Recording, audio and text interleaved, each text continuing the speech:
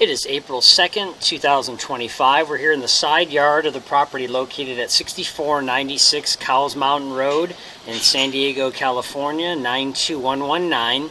So this side yard here, here's our pool here. This is the garage door. This is our 2-inch ABS plastic clean out right behind the laundry. So we're going to go down this pipe here and inspect the system. A little bit of debris in the system right here. Ooh, looks like there's a little green object in there. There we go, got through that. Might have been just a wrapper from a laundry clothing tag. So this looks to be all black ABS plastic.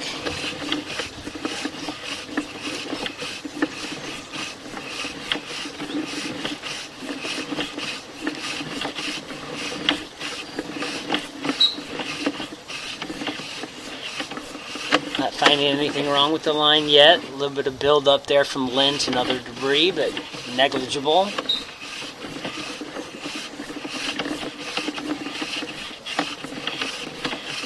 And this garage is off on its own. A lot of times the laundry will interconnect to the kitchen eventually, the way a lot of houses are just happen to be laid out. This one isn't. So we suspect we're running this long distance because we're running towards the bathrooms.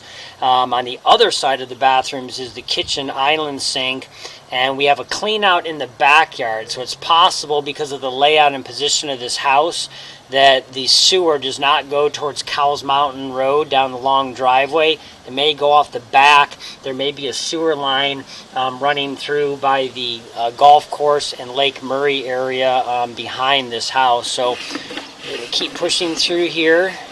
Looks like we're making a turn right here, and here you can see we're dumping into the main sewer. We can see some toilet paper and some other stuff in the system right there. So we're going to go ahead and pause the video for a second. We're going to flush a bunch of water down through the bathrooms to flush this paper debris out, and then we'll continue to run the camera. Okay, so you can see that paper debris has moved through the system. Probably somebody flushed the toilet and used it. The house is vacant, so all the other fixtures aren't being used to help really flush things out. So you can see that little bit of residual water right there dumping into the system. That could be the bathtub or some residual from the sinks that we were running.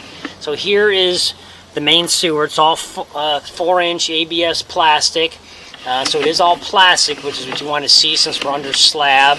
And there's the other bathroom that we had running. So the two bathrooms are kind of side by side, back to back with each other essentially. So there's the other water we had running that's finally just finishing up dumping into the system.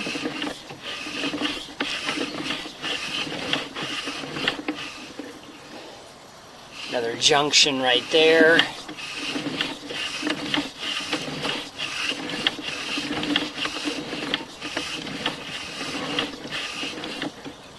Here we've got another T-junction right here. This could be our cleanouts outside the property. We do see a cleanout on the top right here, or a T-junction, and then we see another cleanout here that looks like it's sweeping back the other direction. So there's a good chance that in the backyard where we found one cleanout, there actually may be two, but it's all concrete decking, and the other one's not exposed. So we're going to verify that, but we're out almost 56 feet from this laundry, so that puts us about probably that position. So we're going to leave our camera right here at the end of this second clean out. We're going to go ahead and grab a second camera. We're going to go ahead and inspect from the backyard clean out to see if this current camera is resting through that clean out opening, and then we'll continue from there. Okay, we now have our second camera here in the backyard. There's the slider off the master bathroom. There's the pool again. So here's the clean out. They had pulled the top off for us. We had to undo the plug. It was buried in there pretty tight. I don't think anybody's ever had to take that off. So let's see if this is where, yep, there's our camera right there. There's our orange-red push rod from our first camera. And there's our spring. So just like we thought, this is the access here. And so we'll now continue downstream. So it does go out to the backyard. So we'll see how far this goes. It's all 4-inch ABS plastic. Again, that's what you want to see. We've not found any construction debris, anything. We do have some standing water right here. So standing water and a pipe can be due to a couple things. One, improper uphill slope to the pipe, which creates what we call a sag or a belly. That could be caused by poor installation initially, or some unsettling of the dirt or area underneath the pipe that allowed it to get soft and actually bow down when it's plastic. The other thing would be if there's some type of stoppage of debris up ahead that's causing the water to be dammed and held in. So we'll continue through here and see how long this continues for, and if it's any type of serious problem, it's going to require attention. So we'll see if this is also, we've got a hillside at the back of the house or the fence leading towards the golf course. So this could be also where there's a turn on the line headed down. We'll see here. So we're under quite a bit of water here, more than you'd ever want to see. So the pipe is improper for sure. We'll see how far this continues for. Let me back up a little bit again, just to double check to see our starting distance again. We were starting that right at about 29 feet. If we back up here just a little bit, that's our clean pipe right here, and then we start to enter this. So 29 feet is what we're going to call the beginning point or ending point of good pipe. So we're completely underwater here. Looks like we're coming back out again through this sag belly, and there's a property line or T-junction clean out. So from 29 to about 34 feet. So we've got about a 5-foot section that's holding water, and then you can see we have a vertical T-junction here with another clean out to access the line as it makes the turn. So we'll first just see if we can make the turn and go down without, which we were able to. So now we're dropping straight vertically down at a 90-degree angle, headed down. We're headed down for quite a few feet, as you can see. And looks like we're dropping into a transition right here. You can see different color on the wall of the pipe here. So this could be the city line right here.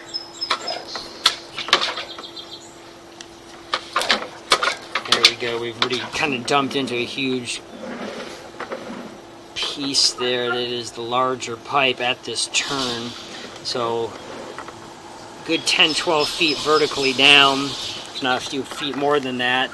We're going to go ahead and pause the video for a second, look and see in the backyard if we see that other vertical clean out.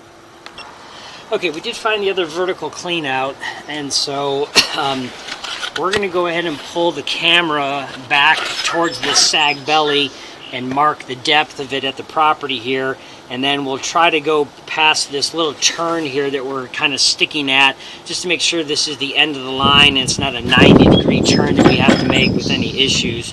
So we'll go ahead and pull back the camera here. Again, coming up quite a bit of this vertical.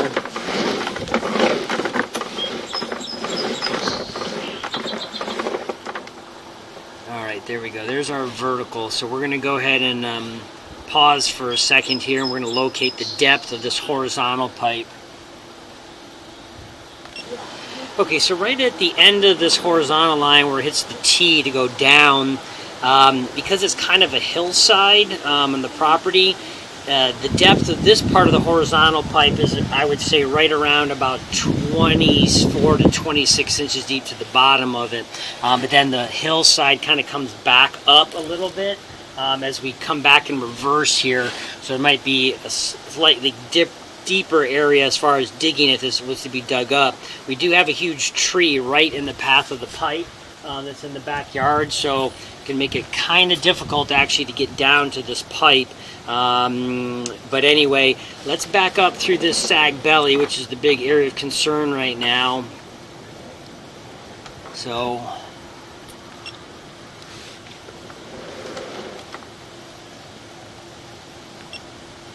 just completely underwater here. We're taking a couple snapshot photos of this every few feet just to show how bad it's kind of holding water here. Coming up to the top right now. So let me back up. Here's our beginning of that sag belly. So we're going to go ahead and pause the video again. We're going to locate exactly how deep the pipe is right here. Get one more photo before we do this.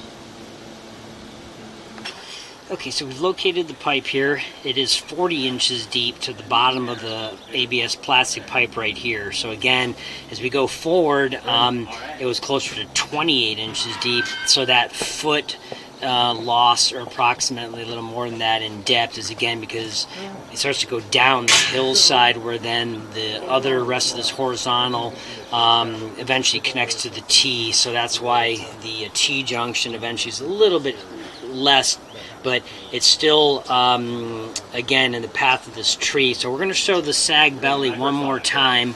So it's quite deep. I don't know how long it's been vacant for, or if it's been cleaned out before. We don't see any paper, debris, or heavy grease buildup in the line. We can see that the laundry line may have been snaked or cabled or cambered before. We could see a wear indicator mark on the plastic. Again, this plastic plug here, we actually had to kind of cut partially even to get it removed. So I don't think anybody's used this one, but maybe they couldn't pull it off. So again, we don't know if they've had problems with this being stoppages, causing stoppages in the line. You'd have to talk to the sellers if they're still around and disclose anything. But anyway, you can see it's completely underwater here. So the likelihood it could cause stoppages, yes, is for as long as this is and as deep it is, yes, it's going to hold things up possibly. At least we have this clean out opened up, so it's a short distance to that spot. You could try to maintain it, but we cannot guarantee that this is not going to lead to problems. In that case, it would have to be dug up. So we're going to move our camera now back over to that other vertical clean out and see if we can get beyond that turn that we hit at the bottom, and then we'll show the markings we made. So we're going to pause the video. Okay, so we moved our camera to this little hillside where the sewer line's running from the backyard. So here's this vertical pipe, fully exposed, so you can see how far it's sticking out of the ground. And then again, the grade of the hillside is why when we come over to here, you can kind of see our green flag right there in the ground.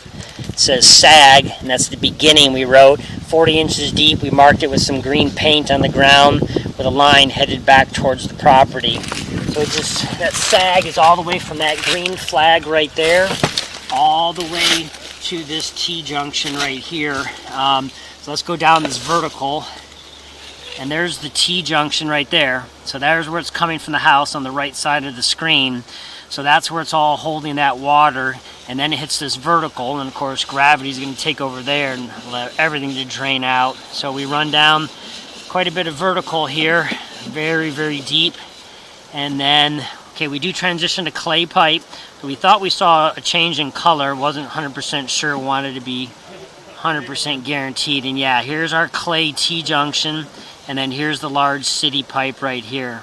So in this vertical, you can see it's about 21, well, let's say call it 20 feet approximately in depth, and then it drops into the huge clay pipe that then runs from other neighbors that might come down through this easement and everybody else. So that's the end of this homeowner's responsibility right here, is at this spot right here. So no problems, no issues with that. So the only problem we have on the system is, other than having localized individual stoppages within the traps on the kitchen or laundry or sink or tub or shower, the main's fine except for this sag belly here.